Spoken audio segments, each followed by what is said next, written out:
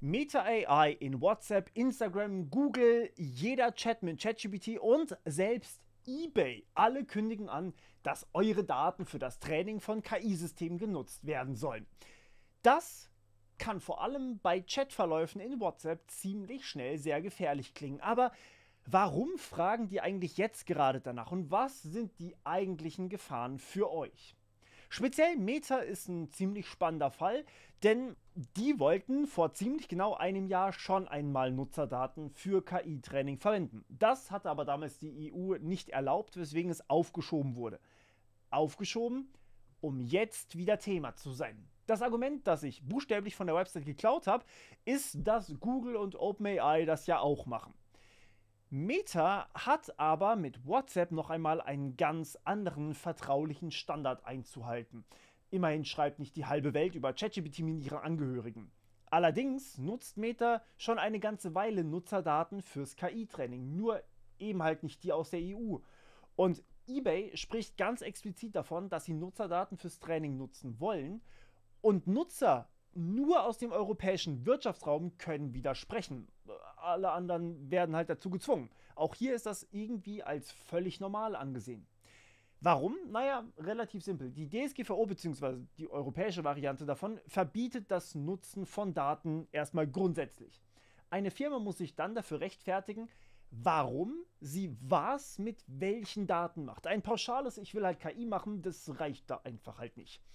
Es gibt zum Beispiel Daten, die auch nötig sind für einen Service. Also beispielsweise Amazon kann euch keine gefälschten USB senden, wenn sie eure Adresse nicht haben. Klar, ne?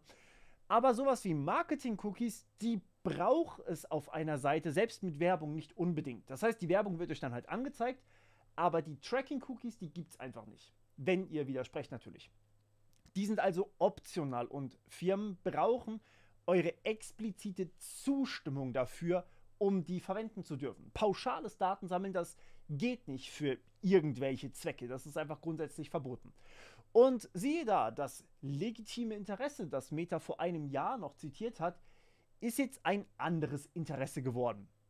Die wollet Dialektlehrer, oder? Weil mir es alles so unterschiedlich schwätzt und unsere Subkulturen wollen sie auch verstehen. Und deswegen brauchen sie wohl Text, Bild, gesprochene Sprache und Bilder für Dialekte und Subkulturen. Weil Schwabe schaut halt schon anders aus als mal Partner, oder? Naja, Entschuldigung. Und jetzt, da Meta AI auch direkt in WhatsApp verfügbar ist, ist es halt auch Teil des Produktes selbst. Während irgendwie die meisten eigentlich nur wieder danach suchen, wie sie diesen nervigen blauen Ring loswerden. Aber hier müssen wir ganz kurz über WhatsApp sprechen. WhatsApp ist ein Messenger von Meta. Ich weiß, no shit, Sherlock, lasst mich ausreden. Wichtig ist für dieses Vertrauen, was so viele Menschen in WhatsApp stecken, dass es Ende zu Ende verschlüsselt ist. Das heißt, eure Nachrichten, die ihr versendet, die werden nicht irgendwie bei Meta oder bei WhatsApp auf dem Server verschlüsselt, sondern auf eurem Gerät schon verschlüsselt und dann halt auch erst wieder beim Empfänger entschlüsselt. Dadurch kann weder Meta noch irgendjemand, der Zugriff auf ihre Server oder die Nachricht dazwischen oder irgendwo anders auf dem Weg dazwischen Zugriff hat, kann die entschlüsseln. Nur die Person, die sie empfangen soll, kann sie auch wieder entschlüsseln. Dazwischen sitzt beispielsweise euer Internetanbieter und unser heutiger Partner Vodafone. Der ist natürlich essentiell, damit eure ganze Datenflut überhaupt ankommt, wo sie ankommen soll. In meinem Fall sind das im Monat mehr als 1 Terabyte, aber das stört Vodafone tatsächlich null. Ich bin selbst für Mobilfunk als auch für Festnetzinternet jetzt seit einigen Jahren bei Vodafone, weil sie einfach das schnellste Internet an meinem Wohnort anbieten. 500 Mbit mit 50 Mbit Upload. Und wenn ich Glück habe, nach dem Studioumzug sogar vielleicht ein Gigabit. Ihr wisst ja, gerade bei Content und Streams, da braucht man stabiles Internet für so viele Daten, sonst wird das ziemlich frustrierend. Und jetzt hat gerade Vodafone eine Aktion laufen, die ziemlich beeindruckend ist. Wenn ihr aktuell über safe.it bestellt, bekommt ihr bei den Giga zu Hause Kabeltarifen ein extrem hohes Cashback. Kurz die Fakten für euch: beim Giga zu Hause 250 Kabel, da bekommt ihr insgesamt bis zu 450 Euro Cashback. Also satte 240 Euro direkt über safe.it, 160 Euro von Vodafone selbst und nochmal 50 Euro Startguthaben. Wenn ihr das zusammenrechnet, dann kostet euch das effektiv nur noch 16,24 Euro im Monat und das für eine stabile 250er Leitung. Gerade wenn ihr viele Videos schaut, Games zockt oder einfach generell Wert auf eine stabile, zuverlässige Verbindung legt, dann lohnt sich das sowas von. Wer sagt, weniger ist mehr, für den gibt es alternativ den Giga zu Hause 50 Kabeltarif. Der kostet euch effektiv sogar nur noch 9,99 € im Monat, weil ihr auch hier insgesamt 360 € Cashback bekommt. Nämlich 200 € direkt über SafeIt und 160 € direkt von Vodafone. Also unter 10 € im Monat für stabiles, solides Internet. Die Aktion läuft aber nur noch bis zum 4.5.2025. Das heißt, wenn ihr überlegt zu wechseln oder sowieso gerade einen neuen Internetanbieter sucht, dann schnappt euch unbedingt dieses Angebot hier auf der linken Seite neben mir über safe.it. Ich persönlich bin sehr, sehr happy mit Vodafone und natürlich würde ich es auch empfehlen, sonst wäre ich nicht hier. Und insbesondere jetzt, wo ihr sogar noch dieses fette Cashback dazu bekommt, kann man einfach, würde ich sagen, nur zuschlagen. Den Link findet ihr unten in der Beschreibung, beziehungsweise hier im QR-Code. Und damit zurück zum Thema. Wie sieht es denn genau aus, wenn ich so eine Nachricht verschicke? Nehmen wir an, ich schicke jetzt an Friedrich Merz das neueste Reel von Markus Söder beim Essen in WhatsApp. Dann kann nur er das lesen und das ist wichtig und gut. Das ist sogar sehr gut. Das ist zwar immer noch eine Person zu viel, aber es ist sehr gut. Bei WhatsApp lässt sich diese Ende-zu-Ende-Verschlüsselung allerdings nicht beweisen. Denn im Gegensatz zu Signal oder auch Matrix ist WhatsApp nicht Open Source. Und dementsprechend müssen wir darauf vertrauen, was Meta sagt, also dass es Ende-zu-Ende verschlüsselt ist. Wir können es nicht überprüfen. Wo wir ihnen aber auch vertrauen müssen, ist, dass sie sagen, dass sie grundsätzlich keine privaten Nachrichten fürs KI-Training verwenden. Und das tun sie, aber selbst wenn das so ist und man ihnen da vertrauen darf, dann kommen Forscher noch immer zu dem Schluss, dass die Integration von KI-Systemen in Ende-zu-Ende verschlüsselte Anwendungen, also von Meta AI in WhatsApp beispielsweise, die Anwendung grundsätzlich unsicherer macht. Speziell kommen die Forscher zu dem Schluss, dass das Training von KI-Modellen, wie beispielsweise Llama, also dem Modell hinter Meta AI, grundsätzlich gar nicht verträglich ist mit Ende-zu-Ende-Verschlüsselung. Klar, wenn eine KI auf der Nachricht von mir trainiert wird, dann speichert sie sich die ab, dass ich eben so eine Nachricht geschickt habe, quasi wie in ihrem Gehirn. Stellt euch das Ganze so vor. Beim Training von einem KI-Modell werden alle Informationshappen wieder und wieder und wieder da reingeprügelt, in dieses Gehirn von der KI, die Parameter, wenn man so möchte.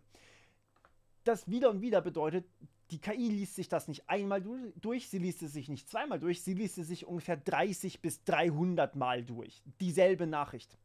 Am Ende ist das zwar in dem Gehirn, also in den Parametern, ein Einheitsbrei und niemand kann mehr direkt daraus eine Information rausziehen, aber wenn man exakt richtig nachfragt, was da eigentlich geschrieben werden soll, also quasi eine Vorhersage macht, was als nächstes geschrieben werden soll, dann kann es passieren, dass genau dieser Informationshappen da wieder rauskommt. Beispielsweise, wenn dann irgendwer den exakten Gesprächsverlauf von Friedrich Merz und mir wiederherstellt, dann könnte es natürlich sein, dass dann auch exakt meine Nachricht wieder da rauskommt. Dazu gehört eine gewisse spezielle Form des Trainings, ein wirklich, wirklich großes KI-Modell, was Llama 4 durchaus ist, oder die Llama-Modelle insgesamt, die sind schon sehr, sehr riesig, sind ähnlich groß wie ChatGPT. Und natürlich gehört lustigerweise auch Glück dazu, weil solche KI-Modelle nicht deterministisch arbeiten. Es kommt darauf an, wo ich sozusagen anfange mit der Berechnung des Ergebnisses, also mit einem Zufallsvektor. Kein Witz. Es lässt sich aber auch dadurch nicht immer reproduzieren. Das heißt, es kann sein, dass manche Leute genau diese Informationen da wieder rausziehen können und andere halt leider nicht. Das ist tatsächlich nicht garantiert.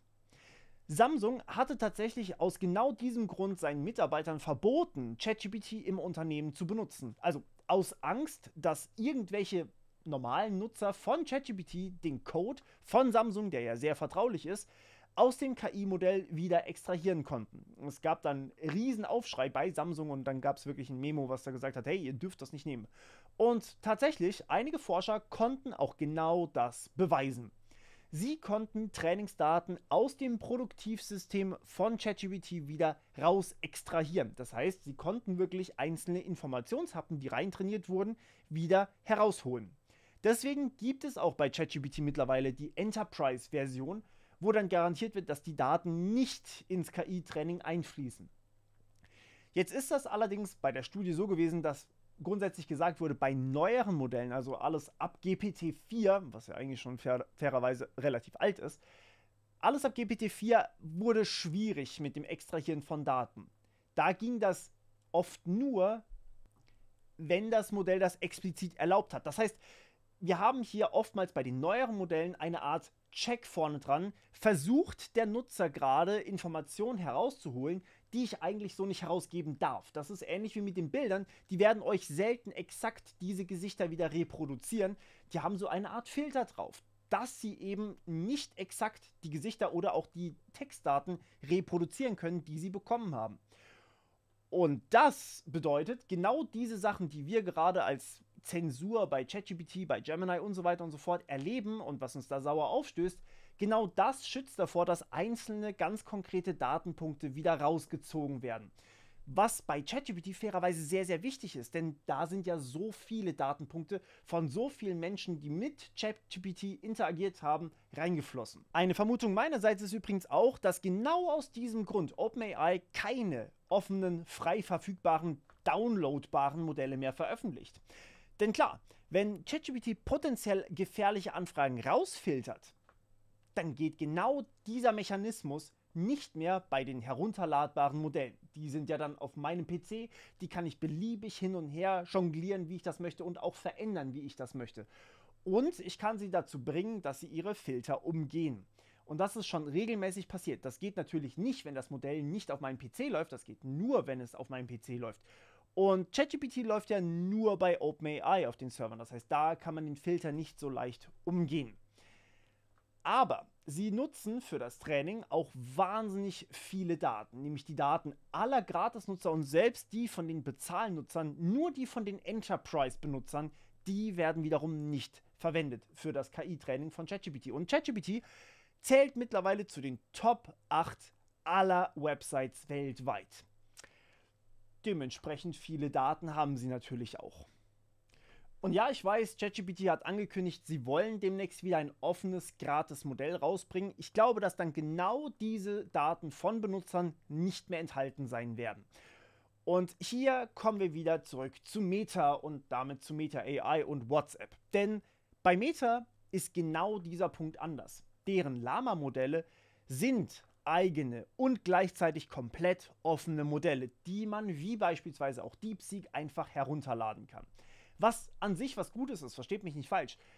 Denn man kann sie dann auch völlig ohne Meta und sogar völlig ohne Internet benutzen. Man kann sie komplett abschotten, sodass nichts irgendwo hinkommt. Aber dadurch gibt es natürlich auch nichts mehr, was die andere daran hindert, da wieder einzelne Datenpunkte raus zu extrahieren.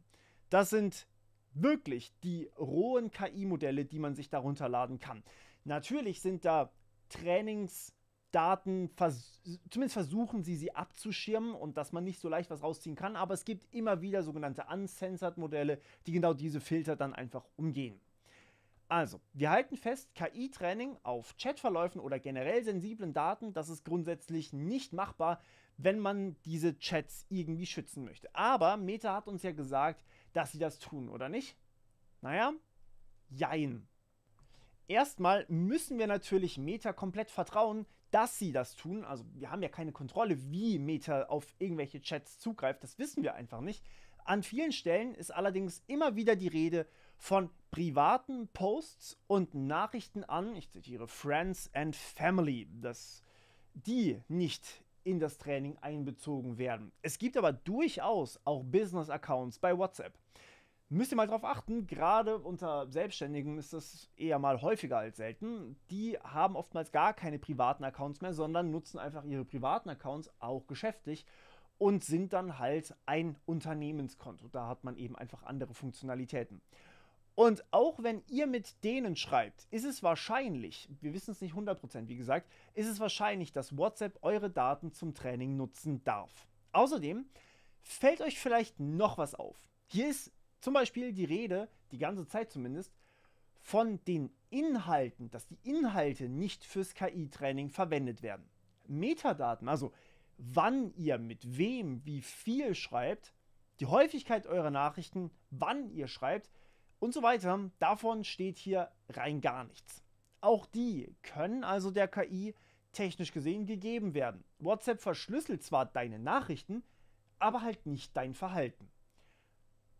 Und wir hatten früher schon mal darüber gesprochen, dass allein die Metadaten, die WhatsApp hat, mit wem ihr schreibt, die Tiefe eurer Beziehung festlegen kann durch WhatsApp, obwohl der Inhalt nicht klar ist.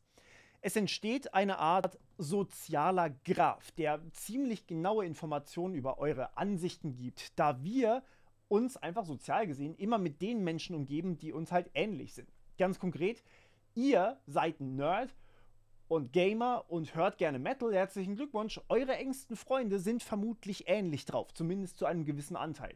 Mit wem würdet ihr sonst auf Konzerte gehen oder eure Freizeit verbringen? Man kann aber sogar in Echtzeit sehen, wer mit wem interagiert und vor allem wie häufig. Und aus eurem Standort ein weiteres Metadatum. Naja, daraus kann man Rückschlüsse ziehen, wann ihr euch wo befindet. Klar. Und es gab auch schon eine sehr, sehr alte Forschungsarbeit, die ist schon über 10 Jahre alt, dass Meta versucht, Beziehungen zu identifizieren, wenn beispielsweise 2 Handys mit Facebook drauf ins selbe Wi-Fi über Nacht gehen. Und das regelmäßig passiert natürlich. Wenn man dann noch die öffentlich zugänglichen Daten von Instagram dazuzieht, kann man ein relativ gutes Profil von euch erstellen. Und genau dieses Plus, welche Werbung ihr sehen wollt beispielsweise, beziehungsweise welche ihr auch anklickt, das darf durchaus ins KI-Training geworfen werden, nach den aktuellen Richtlinien. Man könnte hier also durchaus davon sprechen, dass die Dienste gemeinsam Daten mit Meta AI teilen, was irgendwie vom Datenschutz eigentlich ziemlich kritisch ist. Was übrigens tatsächlich eher weniger ein Problem ist, ist genau dieser komische Meta AI-Button, dieser runde Button, der jetzt in WhatsApp drin ist. Der ist nichts weiter als ein normaler WhatsApp-Kontakt, mit dem ihr schreiben könnt, und es ist halt einfach eine KI, die euch dann antwortet. Genauso könnt ihr auch mit ChatGPT in WhatsApp schreiben, wenn ihr die richtige Telefonnummer eintragt. Da kann Meta AI dann auch nicht auf irgendwelche Nachrichten zugreifen, zumindest sagen sie das. Es gibt aber durchaus noch diese ominöse, diese Suchleiste. Wenn ihr dort aus Versehen eine Frage stellt, dann wird sie direkt an Meta AI übermittelt. Und das ist insofern, finde ich, problematisch, weil ihr nicht davor gewarnt werdet, dass diese Daten, die ihr hier oben eintragt, dann in die KI-Trainingsdaten fließen. Sprich, ihr seht die Warnung erst, nachdem ihr die Frage geschrieben habt. Das würde ich einfach als klassisches Dark Pattern bezeichnen, aber immerhin, man sieht sie dann auch. Viel wichtiger sind hier dann allerdings, finde ich zumindest, YouTube, Instagram und X. Und natürlich Facebook, falls ich die 2 verbleibenden Nutzer in ganz Deutschland als Zuschauer habe. YouTube gehört zu Google und Googles KI Gemini bekommt Zugriff auf die Videos, falls die Lizenz genau das erlaubt. Als jemand, der hier schon ein paar Videos hochgeladen hat, kann ich Folgendes sagen. Wenn man beim Upload der Videos keine eigene Lizenz hat, also hochladen möchte, dann hat man die Wahl zwischen 2 Stück. Und zwar einmal Creative Commons, damit darf sowieso jeder machen, was er möchte. Und das zweite ist die YouTube-eigene Lizenz. Die YouTube-eigene Lizenz, spannenderweise, erlaubt kein KI-Training auf den Videos, aber nur für Drittanbieter. Das heißt beispielsweise Meta und OpenAI, die dürfen ihre KI-Modelle nicht auf meinen Videos trainieren. Das ist denen verboten durch YouTubes eigene Lizenz. Aber YouTube und Google, die dürfen alles machen. Das kann man auch als jemand, der Videos hochlädt, nicht ausstellen. Ich habe die Wahl, einfach dann keine Videos mehr hochzuladen. Naja, Instagram, die geben euch nicht mal eine Wahl, da wird es sowieso einfach verwendet und naja, X ist sowieso nochmal speziell. Das gehört nämlich gar nicht mehr Elon Musk, sondern wurde vor knapp einem Monat von xAI gekauft. So, xAI ist die KI-Firma hinter Grok, die Elon Musk gehört, und die wiederum besitzt jetzt einfach X selbst, also die Plattform X. Damit gehören auch alle Daten, die so bei X anfallen und auf X liegen, nicht mehr Elon Musk, sondern xAI. Und natürlich möchte man die dann so als KI-Firma natürlich im KI-Training verwenden. Naja, und Reddit so als letzter großer Player, die haben einfach ihre Daten an OpenAI verkauft. Denn die haben ja kein eigenes Social Media und Reddit hat keine eigene KI. Und all das, damit die Modelle bayerisch lernen, das scheint schon ein bisschen abwegig. Zumindest das hier geht schon. Na Freili, du hast dein Gedicht auf Bohrisch. Meta unter Datenraub. Da Marc, der sitzt im Silikontal, da hat er ein Geschäftsmodell genial. Mit Apps, das glaubst nicht, beut ist klar, ziagt das Geld den Leid aus dem Burdel raus, ganz wunderbar. Facebook, Insta, WhatsApp, jeder Depp ist live dabei, Juchi. Fotos, Chats und Videos, san wui, doch hinterm Rücken wird's dann pfui. Dei Daten seiner Gaudi wert, wärst analysiert und dann verzerrt. Werbung maßschneidert, grad für die Ohrens, 2, 3, Chor Privatsphäre hi. Na, wie viele Bayern habe ich gerade offended? Aber die große Frage bleibt, warum eigentlich? Ich fasse mich hier mal kurz. Die Situation ist wahnsinnig komplex, aber sehr, sehr viele Urheber von Inhalten verklagen gerade sehr, sehr viele KI-Firmen darüber, dass sie einfach ihre Inhalte genutzt haben, ohne sie zu lizenzieren. Die New York Times verklagt OpenAI und Microsoft und einige Künstler verklagen Midjourney und Stability AI und noch so viele mehr. Jetzt ist das Ding, so ein Urteil, das dauert. Das dauert sogar eine ganz schön lange Zeit. Und den Firmen wird allmählich klar, dass das Urheberrecht das eigentlich so gar nicht mitmacht. Bis diese Urteile allerdings gefällt wurden, können sie ja ihre KI-Systeme einfach weiter einsetzen. Beispielsweise zum Datensammeln und als Argument, warum man dann seine Daten dalassen sollte. Und wenn man dann genug Daten gesammelt hat von anderen Social-Media-Plattformen auf völlig legale Art und Weise, dann braucht man die Künstler ja sowieso nicht mehr. Der Trend geht auch immer mehr dahin, dass man dann, wenn man wirklich gute Inhalte hat, einfach die KI-generierten Inhalte für das Training von KI nutzen kann. Das heißt, ein KI-Modell wie beispielsweise O3, das erstellt dann halt Text und der wiederum dient als Trainingsdaten für O4. Da braucht man dann einfach keinen Menschen mehr dafür. Bis aber wirklich vollständig alles funktioniert und gut ist und qualitativ auch wirklich hochwertig ist, da braucht man dann halt die Menschen. Und dazu kommt noch etwas, wo KIs aktuell einfach nur wahnsinnig schlecht sind. Videos. YouTube, Instagram und selbst X haben Videos als Trainingsdaten, was ein Feld ist, wo KIs halt definitiv noch nicht gut sind. Da direkt die Rechte zu haben, einfach alles an Content zu nutzen, was es so gibt, das ist sehr, sehr wertvoll für diese KI-Firmen natürlich. Damit braucht man dann im besten Fall den User am Ende gar nicht mehr, um eben User-Generated Content zu generieren. Und damit so etwas am Ende der Content wird, der genau auf euch zugeschnitten ist, den ihr unbedingt haben wollt, damit braucht man dann auch nicht mehr den Content Creator bezahlen. Das alles also mal zusammengenommen, das hat einen gewissen Beigeschmack. Private Infos und Metadaten werden genutzt, um euch besser vermarkten zu können, um euch bessere Inhalte empfehlen zu können. Und die Gründe, warum ihr auf so eine Plattform kommt, das sollen mehr und mehr KI-Produkte werden. Hier hatte Instagram tatsächlich auch schon mal selbst eigene Inhalte von einer KI generiert und in den Feed eingetragen. Also der Trend ist durchaus schon da. Man muss hier aber wirklich auch mal sagen, dass wir überhaupt gefragt werden. Das ist ein krasser Vorteil davon, dass wir in der EU leben und ich bin froh, dass wir überhaupt eine Wahl bekommen. Aber auch genau deswegen brauchen wir jetzt eigentlich schon offene Alternativen, die wir gemeinsam nutzen, wie beispielsweise das Fediverse. Aber das sind dann halt wieder mal 50 Leute, die auf Mastodon wechseln und der Rest geht dann von X zu Threads oder Blue Sky. Was sagt ihr? Wann wäre für euch die Grenze bei WhatsApp oder bei Social Media erreicht? Würdet ihr gehen, wenn eure Chats ins KI-Training fließen würden? Schreibt mir das gerne mal in die Kommentare und wir hören uns beim nächsten Mal wieder im Cyberspace. Ciao.